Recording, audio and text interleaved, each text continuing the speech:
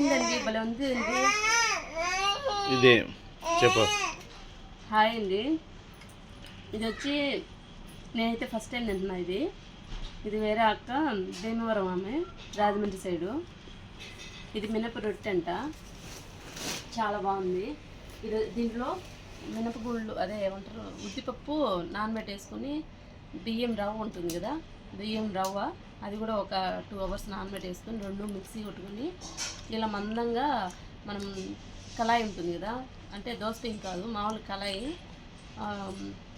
దాంట్లో వేసేసుకొని ఒత్తిగా మందంగా వేసేసుకొని అటు సైడ్ ఇటు సైడ్ ఆయిల్ వేసేసింది, కొద్దిగా లైట్గా నెయ్యి కూడా వేసింది అనమాట.